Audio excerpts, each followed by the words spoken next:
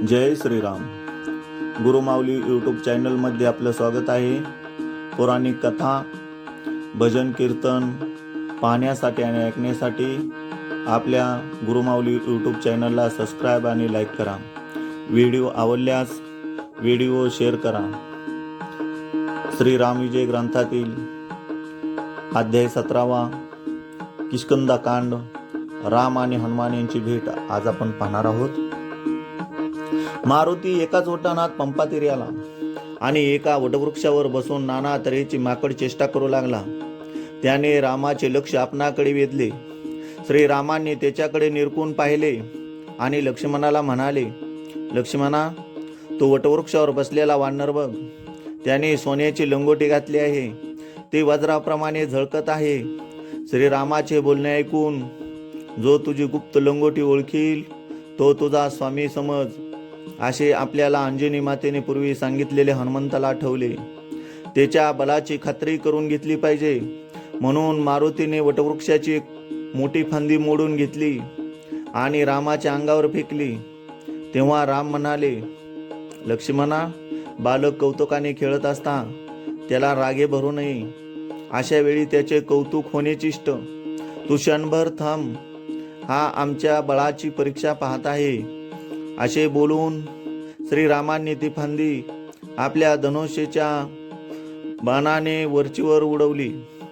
हनुमंताने नंतर वृक्ष, पाषाण वगैरे रामावर टाकले. तेही प्रभू रामचंद्रांनी सहज उडवले. शेवटी मारुतीने रामावर 5 पर्वत फेकले. रामांनी एकाच बाणाने त्याचे पीठ केले. एवढेच नव्हे तर त्या बाणाचा पिसारा हनुमंताला किंचित लागल्यामुळे हनुमंत आकाशात उडाला आणि गरगर फिरू लागला. त्याने तत्काळ धावत जाऊन रामापुढे लोटांगण घातले. रामांनी त्याला उठवून हृदयाशी धरले आणि तू चिरंजीव होशील असा आशीर्वाद दिला. हनुमंताने रामाला वाली आणि सुग्रीव या भावांची व त्यांच्या भांडणाची हकीकत सांगितली. इंद्राने वालीला एक विजयमाळा दिली आहे. ती माळा त्याच्या गळ्यात असल्याने त्याला युद्धात कधी अपयश येत नाही. गैरसमजामुळे वाल्या आणि सुग्रीव यांचे भांडण लागले. शेवटी वाली सुग्रीवाचा वध करावयास धावला. तेव्हा सूर्याने सुग्रीवाला माझ्या स्वाधीन केले. सुग्रीवाची सुंदर पत्नी रुमा हिला वालीने आपल्या घरी ठेवले आहे. त्यामुळे वाल्या आणि सुग्रीवाचे दर 6 महिन्यांनी युद्ध व्हायचे. परंतु वालीच्या विजयामुळे सुग्रीवाला पळावे लागे. ही हकीकत ऐकून राम हनुमंताला म्हणाले, तू लवकर सुग्रीवाकडे जा आणि त्याला येथे घेऊन ये. मी त्याच्या शत्रूचा वध करून त्याचे राज्य त्याला देईन. दुसऱ्याची पत्नी घरी ठेवल्याबद्दल वाली शासन करणे योग्यच आहे. नंतर आपण सीतेच्या शोधास निघू. असे अभय मिळताच हनुमंताने सुग्रीवाकडे जाऊन रामाचा निरोप त्याला सांगितला. नंतर सुग्रीव, नळ, नीळ, जांबुवंत आणि हनुमंत रामचंद्राकडे आले. एकमेकांच्या उपयोगी पडण्याचे परस्परांनी कबूल केले. त्यामुळे वानरांना आनंद झाला. श्रीराम आणि सुग्रीव यांच्यात परस्परांना मदत करण्याच्या आणाभाका घेऊन झाल्यावर सुग्रीव म्हणाला, प्रभो रामराया, कालच एक राक्षस एक सुंदर स्त्रीला आकाशमार्गे जात असलेला मी पाहिला. ती स्त्री विलाप करत होती. त्या स्त्रीने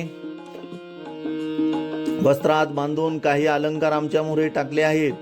ते लहान गाठोडे मारुतीने लगेच रामापुढे ठेवले. रामाने ते गाठोडे सोडले आणि सीतेचे ते अलंकार ओळखले. ते लक्ष्मणाला म्हणाले, सौमित्रा, हे अलंकार सीतेचेच आहेत ना? ते पाहून याची खात्री मला पटव. तेव्हा ते अलंकार लक्ष्मणाने हातात घेऊन पाहिले आणि म्हणाला, रामा, केयुरे, कुंडले व कंकणे हे अलंकार मला ओळखता येणार नाहीत, कारण मी कधीच सीतामातेच्या वदनाकडे पाहिले नाही. मी नियमित प्रभात काळी सीतामातेच्या चरणांना वंदन करतो म्हणून तिच्या पायातील नुपुरे ओळखतो. ती सीतादेवीचीच आहेत. लक्ष्मणाच्या भव्य आविष्कार पाहून श्रीरामाला फार आनंद झाला आणि ते म्हणाले, लक्ष्मणा, तू खराच वैराग्याचा पुतळा आहेस. नंतर श्रीराम सुग्रीवाला म्हणाले, सुग्रीवा, तू आता किष्किंधेला जाऊन वालीला युद्धासाठी घेऊन ये. मग गर्जना भुभुंकार करीत सुग्रीव किष्किंधेत आला. त्याचा भुभुंकार ऐकून वाली दचकला. तो लगेच विजयमाळा घालून युद्धाला निघाला. सुग्रीवाच्या त्या भयानक भुभुंकाराने संताप्त वालीने सुग्रीवाकडे झेप घेतली. दोघांचे मल्लयुद्ध सुरू झाले. बराच वेळ कोणीच कोणास हार जाईना. शेवटी वालीने एक प्रचंड मुष्टिघात सुग्रीवाच्या हृदयावर केला. त्यामुळे सुग्रीवाचा जीव कासावीस झाला आणि तो जमिनीवर पडला. त्याबरोबर सुग्रीवाने रामाचा धावा केला. तो कानी पडताच रामाने एक दिव्य बाण काढला आणि ते नेम धरून वालीवर सोडला.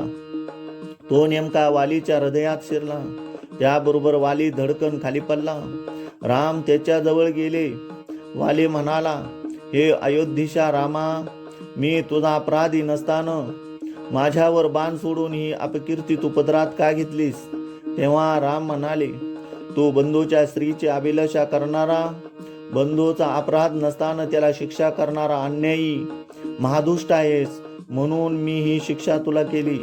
नंतर सुग्रीव जवळ येताच त्याला आपल्या जवळ घेऊन वालीने आपल्या गळ्यातील विजयमाळा त्याच्या गळ्यात घातली आणि तो म्हणाला, सुग्रीवा, तुम्ही सर्वांनी श्रीरामाला सहाय्य करून सीता देवीला सोडवून आणा.